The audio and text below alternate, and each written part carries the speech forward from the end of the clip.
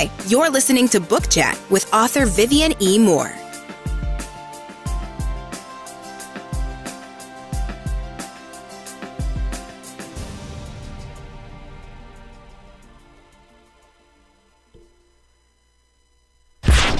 Are you ready?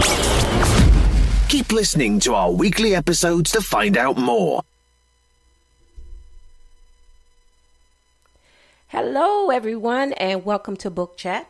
I'm your host, author Vivian E. Moore. I hope everyone is having a great day today. I hope you're having a wonderful Saturday. Today, we're going to switch things up just a little bit different. In the past, we've always had the shows where we talk about different things, books, and things of that nature. But today, I actually have a live guest on with me. His name is Adam Decollibus.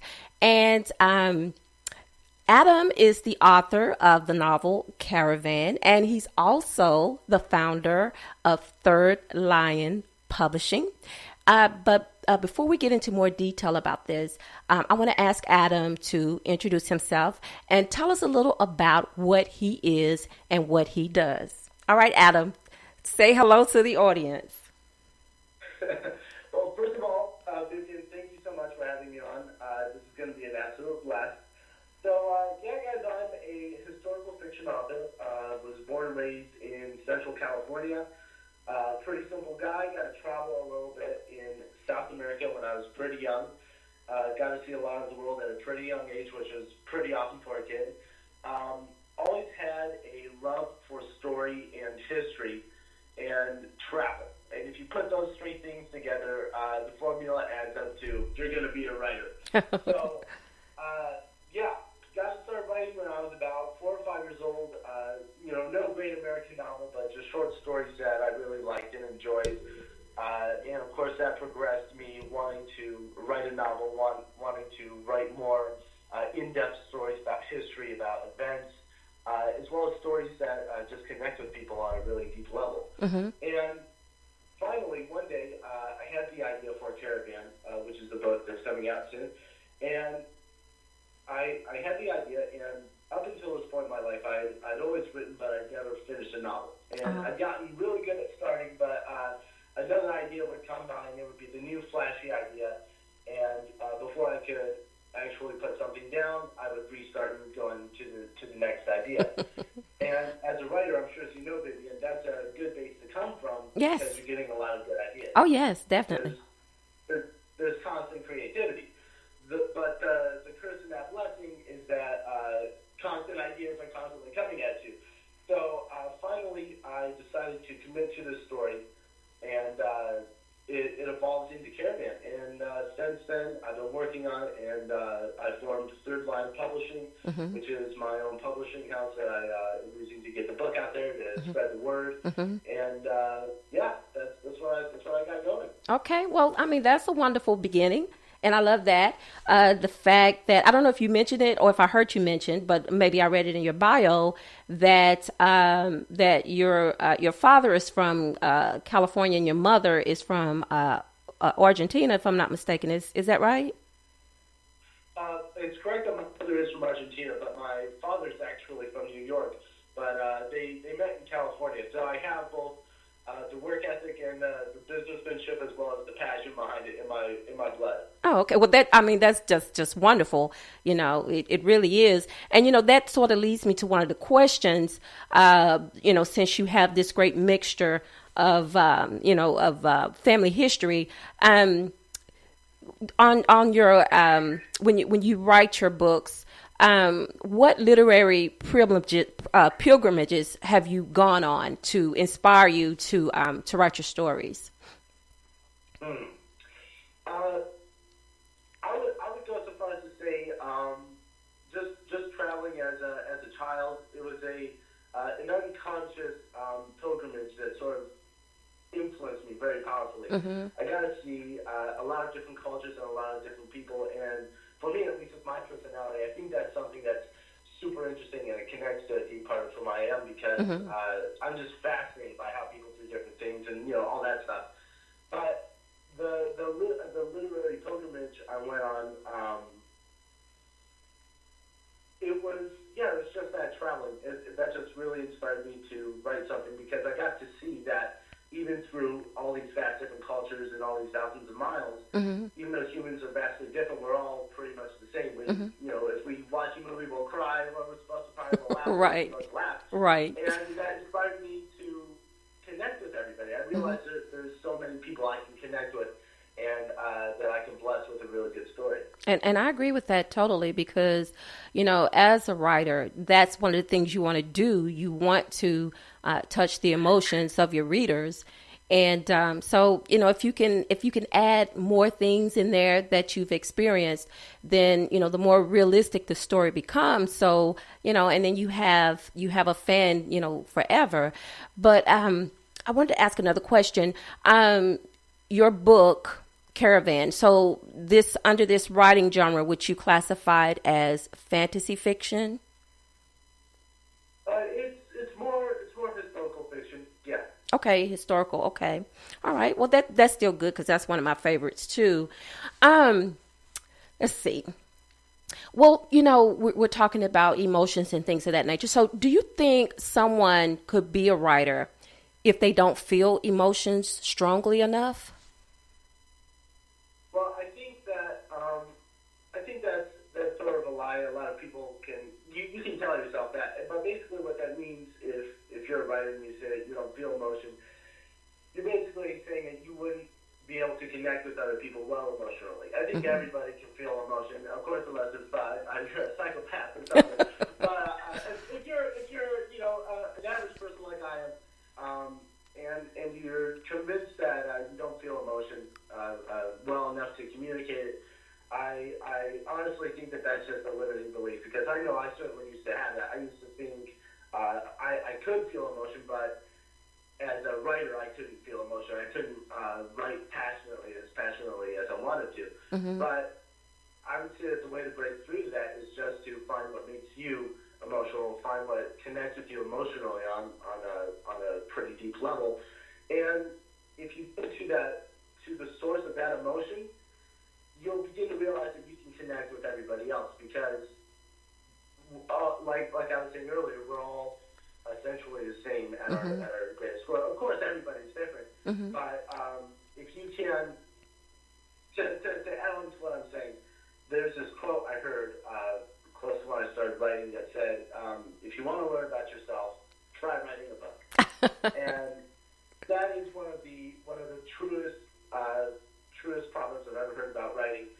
So in order to connect with other people, you have to know a lot about yourself because you are a human. You're connected with humans. So if you know yourself, just throw any doubt aside that you're not writing emotionally enough and write for you emotionally, but know that you will connect with other people. Okay, all right. Well, as a publisher, what would you say are some of the common traps for aspiring writers? I don't know how many books you published. You may have just published your own, but you said that you are the founder of Third Lion Publishing. So, just for aspiring authors and writers out there, what would you say are some of the common traps for them? As far as publishers are concerned? One of the traps that I certainly fell into is thinking that the first book you're going to write is going to make you $1 million, and after that, it's going to be all downhill.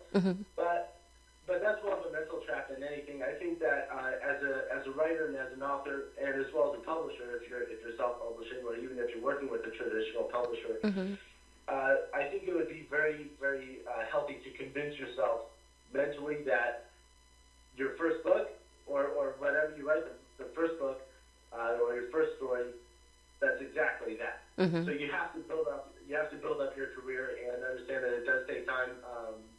Basically, just be patient. Be patient with yourself. Be patient with the industry, and continue to put out great content, the best that you can put out. And I would just say patience. patience is one of the things that could be very dangerous for an author, because the whole process of writing a book, from coming up with the idea to outlining it, to writing it, to going through all the different drafts, editing it. By the time you get it out, you know it as well as the inside of your house. You know everything that Right. And that when you finish the book, that is just the beginning. So it does take a lot of patience. So I would say patience is one of the greatest virtues to keep in your mind as a publisher and a writer. Okay, all righty. Well, and like we both can agree that there is a tremendous amount of energy that goes into, the idea, first of all, before you even start to write a book, to tell a story. Do you find that it energizes, or does it exhaust you? When an idea is really good, it energizes me. And yeah, I would say it definitely energizes me. But when it comes to the actual writing of it, I know it's a really good story when at the end of the day, when I'm done putting in the amount of work I need to put in on it, if I feel exhausted mentally and physically, then I know I did a really good job. But as far as the concept goes, if it gets me excited, that's what matters, because I know I feel what my reader feels. Yeah, I mean, I agree with you on that one too, because, I am so energized, whenever I'm working. And just like you, at the end of the day, when you know that you've put in everything that you've got into this story and you're exhausted, then it's a good tired, you feel like you've accomplished something. So let's see. Have you ever gotten reader's block? I know you get the question all the time, do you have writer's block? But have you ever gotten reader's block? Reader's block? I want to throw that at you. I'm going to stop you right there. That's an amazing question. Yeah, I would say yes, but I wouldn't say it was so much for the book or the piece of content I was reading. I've definitely gotten reader's block before.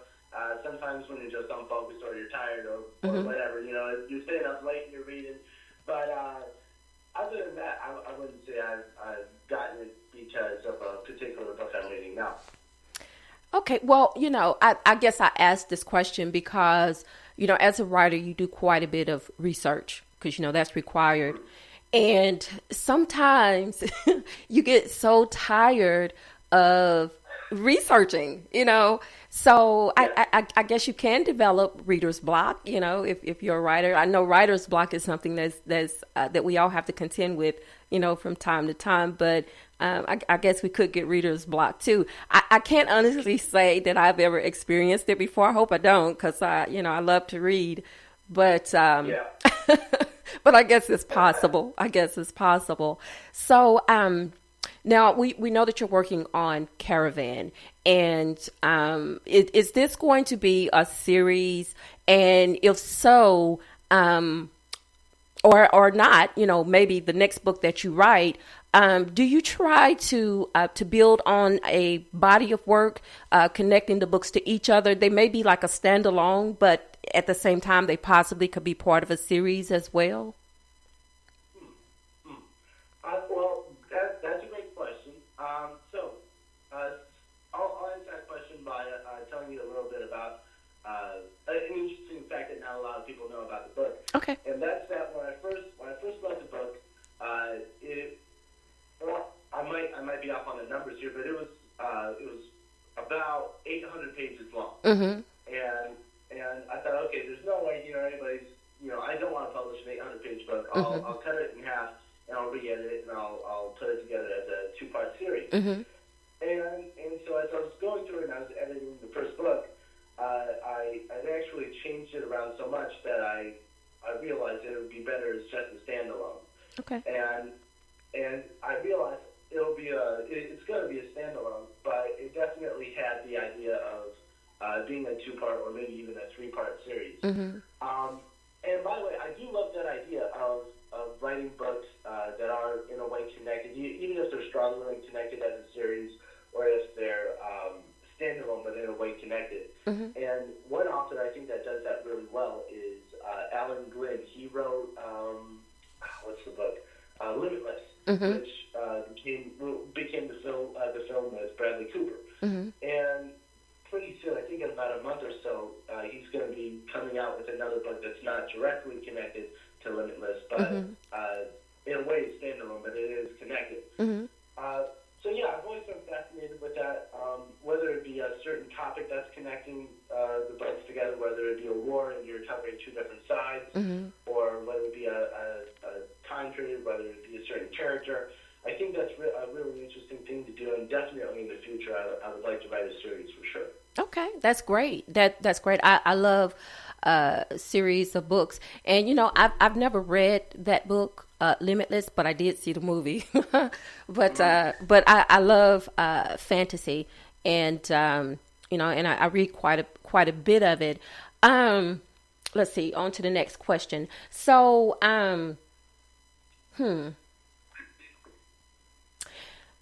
what, since we're talking about books, what is your favorite underappreciated novel? What you say? Favorite and underappreciated.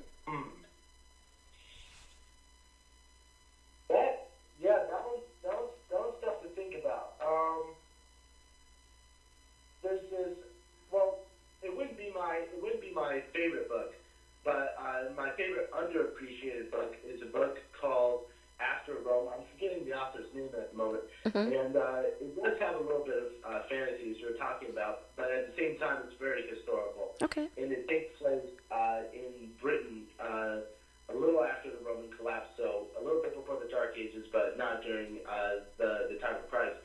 So in this time period, the author goes into just incredibly deep detail with the research, and I've got to just tip my hat off to the author, because the author goes into what they would use for makeup, and like what they would use for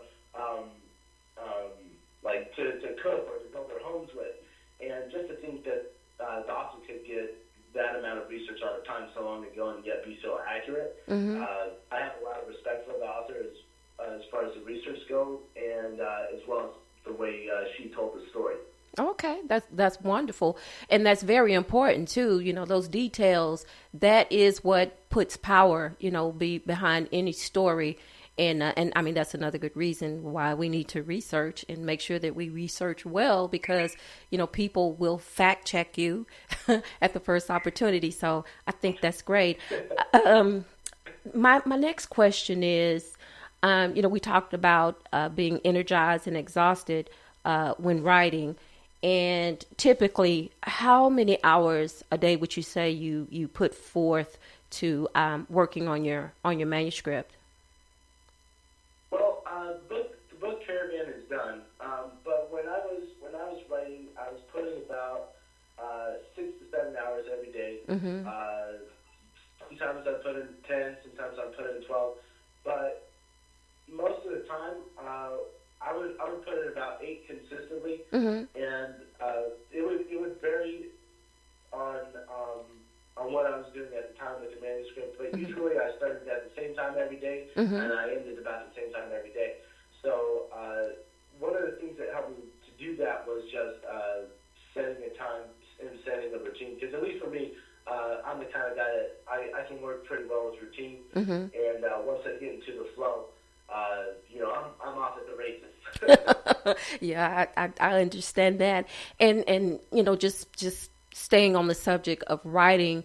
When you write, a lot of with this market, being so fickle. This industry is sometimes so fickle, and it always changes, especially for those who are would rather extend their work to a traditional publisher more so than being a indie publisher. But again, with this fickle market, some authors write a certain way, to please the industry. So when you write your stories, do you write them more for yourself or do you write them for your readers? I do what I got this piece of advice from Stephen King, and he says when you write your first draft, write with the door closed, meaning just write for yourself. yourself, write whatever you want. And second draft, write with the door open. So write for your readers, write so that everybody will see it. And I do the exact same thing. When I write the first draft, I write it as if it was, if within a month I was going to be stranded on an island and I only have one book, it was just going to be mine. Then second draft, I write it as if my ideal reader is sitting right in front of me and is asking me like, hey, how's the book coming along?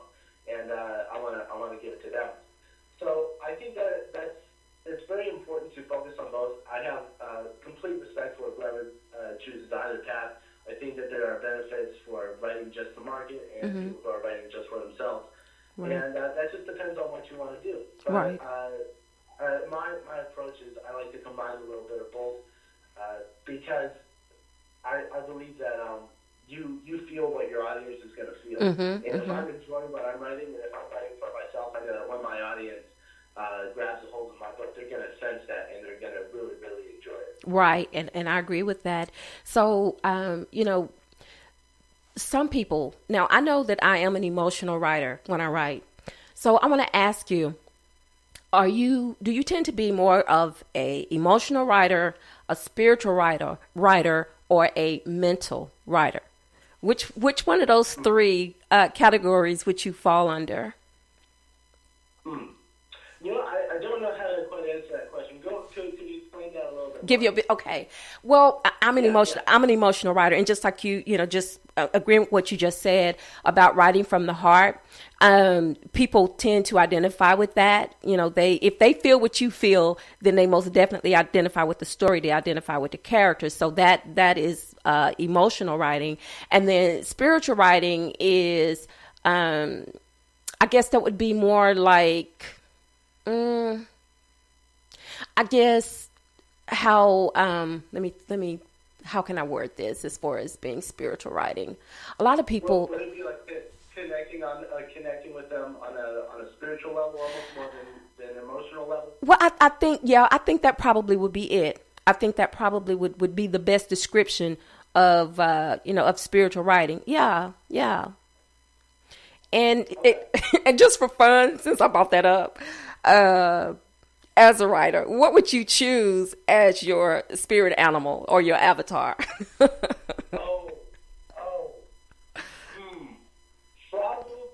well, for writing, probably, I don't know, I'd probably say an owl. An owl? Why? Why an owl? Because, I don't know, one, I like the animal, and two, that's a good reason. I don't know, they just seem pretty cool. I don't know, I was just picking an animal, pick an owl, I mean. Okay, well, that's cool. I don't have a spirit animal. I don't even have an avatar, so I don't know. But we gain inspiration from different things, and a lot of the authors that I've spoken with, a lot of them have a playlist. They play particular music when they're writing. Now, I don't write with any kind of music because I can't focus. I can't think, But sometimes now when I am listening to music, I do get inspired and I'll jot stuff down. So is that one of your habits? Do you generally listen to like music or something like that when you're in your writing mood? Definitely. As part of my, as big part of my writer's diet is coffee. If I'm writing, I'm listening to music, and the genres of music I listen to when I'm writing, they can actually differ a lot. And I listen from everything to jazz to soundtracks of movies to I've even listened to stuff like AC/DC or rock and roll, whatever. Wow. And I have a couple albums that I've listened to so many times while I'm writing that it's, I can't listen to it and not think of writing. So I to answer your question, music definitely affects how I write a lot. But depending on the scene, I tend to stick with soundtrack music. Okay. So if it's an emotional scene, I'll have emotional music. If it's action, I'll have action. And just to sort of to help me mentally to just fully get into the moment of when I'm writing and to capture it. But at the same time, it can be distracting, and I totally see why you prefer the silence, because there are times when I'm writing and I'll be sitting there for 20 minutes and I think, God, I've only written 10 words, and I'm listening to the same song. Yeah. I'm like, it's time for a break. Yeah. Time for a break. So I'll pick out the music, and then sure enough, I'm back in the flow. Right. I tend to fluctuate sometimes, but I'd say about 95% of the time, music helps me to write. Well, okay. Now, I do have to have some noise in the background, white noise in the background. Sometimes, I may have while I'm in my office, so I don't have a television in here, and it's on purpose. But there are times when when I'm mobile, and so I may have the television on, but it's turned down really, really low, because I can hear the hum, and it helps. That does help me to focus more so than if I'm listening to music, because like you said, it is a distraction, and I'm listening more so to the music, than I am than the voices inside of my head. I know you understand what I'm saying about that. So yeah.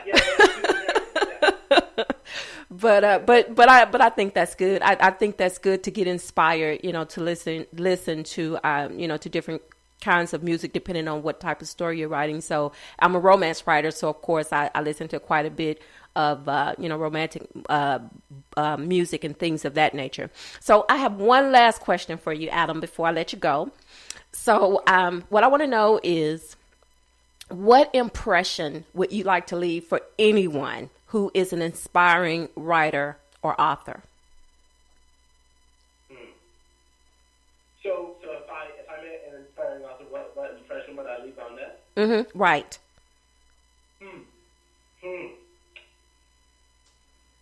Well, definitely, if it's a writer that I know, I would definitely tell them how big of a fan I am, and definitely show my appreciation for their work and for their creativity, and just try to pick their brain for sure. If I met them, I would show my appreciation and try to learn from them. Okay. Well, what would you say to a up and coming writer, an author who hasn't been published yet or who is still working, on their first novel? What words of wisdom could you offer them? I would say you don't need to get it right from the beginning. Just as far as being successful, just know where you're coming from, know what you want to write, and even if it's writing to market, if romance book like 50 Shades of Grey would sell great right now, and you want to write it, that's fantastic. Just write it knowing that that's what you want to write. Right. Have your heart in the right place there, and nothing. I don't think it would fail. Just go for it and just make it come from your heart and deep inside. Okay, well, I think those are great words of wisdom, and I think that will help someone along, and move them in the right direction as to where they want to start writing, what type of genre they want to write from. So I think that was great. So Adam, I thank you so very much for your time, for coming on the show today and telling us about who you are and what you do and what you're working on. And I wish you all the success in the world. And I hope that this will not be our last time getting together. So, once your book is out there, I would like to talk to you again about it, and how well it's doing and how you're feeling about it. So please don't be a stranger, because I definitely want to talk to you again, and I'm sure that the listeners want to know too how everything turns out for you. So just drop me a line anytime you want to. I'm here, and I will. Okay. You know me. Yeah. I'll let you know. Okay. I definitely appreciate it. And I thank you so very much. And I just hope you enjoy the rest of your day, because I know you're like 3 hours behind us. So you still have a great part of your day left to go out and have a great time. So it's been a joy to talk to you. And I thank you so very much. Same, Vivian. Thanks a million for having me on. And it's been a pleasure to be able to spend some time with you and to talk to each other and give your listeners a good experience. So, again, thank you so much for having me on the show, and I wish you all the best with the rest of your day. All right. Thank you very much, and you're very welcome. Bye now. All right. Bye-bye. Bye. All right, folks. So that is our show for today. I hope you have enjoyed our guest speaker, Adam Decollibus, and all the things that he said and the things that he's working on. And so from time to time or every other week, I will have a guest on the show to talk to you about writing and things of that nature. I think the very next guest that we're going to have on the show is Cecil Williams, and he is a great inspiration to me, and I'm sure he will be a great inspiration to you. So make sure you tune in live to that show. It won't be next week, it'll be the week after. But before I let you go, I also want to give you some URLs so you will be able to stay in contact with me and what I'm doing. So the first one, of course, is to my Spreaker account, and it is https://www.spreaker.com/user/author Vivian E. Moore. You can also follow me, like me, on Facebook, and that is https://www.facebook.com/author Vivian Moore. .com/Vivian Moore author. You can also follow me, like me, on Twitter. My Twitter handle is God's Property 46. You can also follow me on Instagram, and that is by invitation only, and that is https://Instagram.com/God's Property 51. You can also check out my website, and that is at https://VivianMoore.wixsite. That's WIXSITE.com/author Vivian Moore. And my blog, which there won't be one today because I didn't write a script. But you can go out there and look at all the older blogs, the ones from last week and before then. You can look at those if you like. But next week there will be a blog posted out there, and I hope that you will go out there and look at it. And you can also, if you didn't catch the live version of the show today, you can catch it, listen to it on iHeartRadio podcast, and also what's the other one? iHeart and just went straight out of my head. iCloud podcast as well. No, iTunes. I'm sorry. iTunes. All right. So tomorrow is worship day, and I hope you're planning on going out to worship. I hope you're planning to take some family members, friends, neighbors, most definitely some children, and tell somebody that you love them, because tomorrow is not promised. Today may be the only chance we get to say that. So I love you. I hope you love me back. Until the next time you hear my voice, God bless you and goodbye. If you enjoyed today's show, please head over to iTunes, give us a rating, and leave a review. Download episodes of previous shows. Thanks for listening.